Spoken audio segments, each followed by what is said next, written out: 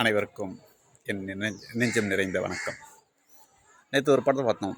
எல்லாருமே பாராட்டி, எல்லாரும் சொல்ல முடியாது, சிலரோ இல்லை பலரோ பாராட்டிய ஒரு படம், டூரிஸ்ட் ஃபேமிலி.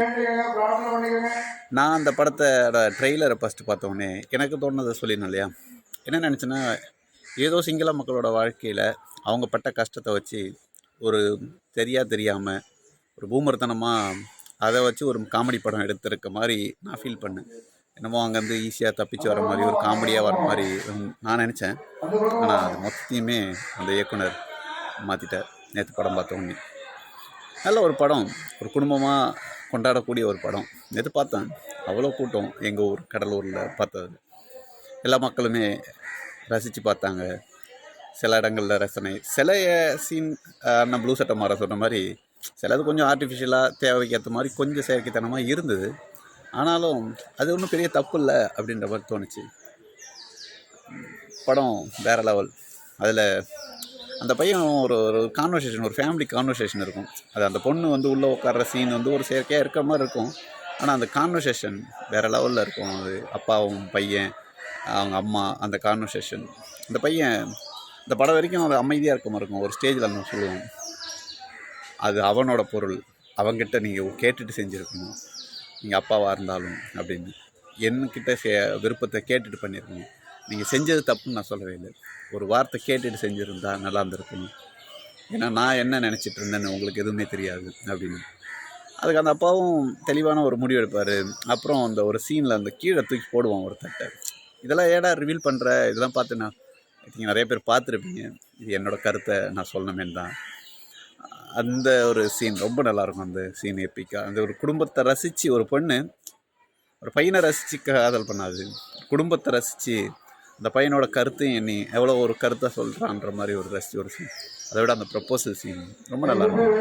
அந்த பையன் ஒரு சீனில் சொல்லுவோம், கலாய்க்கிற மாதிரி தான் இருக்கும், ஆனால் நல்லாயிருக்கும் சீன். அந்த மாதிரி அந்த பையன் ஒரு ப்ரப்போசல் சீன் ஒன்று பண்ணுவான். அது வேறு மாதிரி இருக்கும்.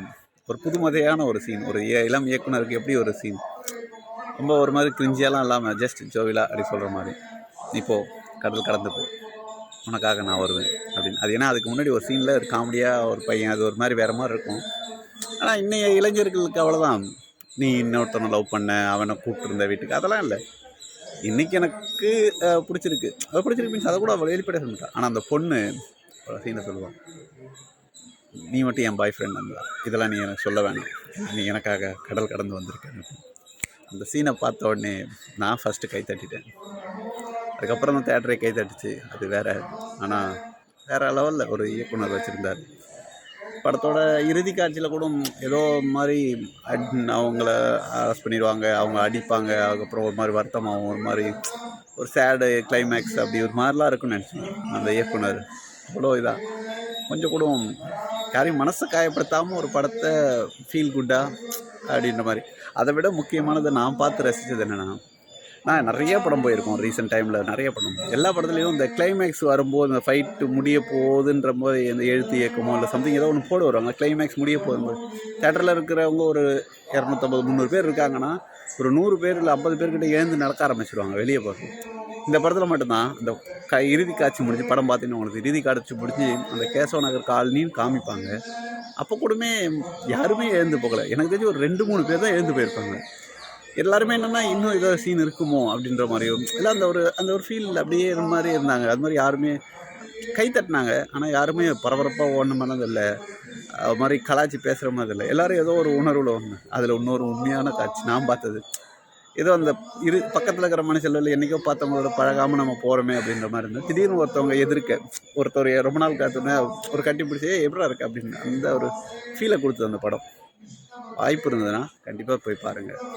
உங்களுக்கும் உங்கள் மனசுக்கு ஆறுதல் கொடுக்கும் நல்ல படம்.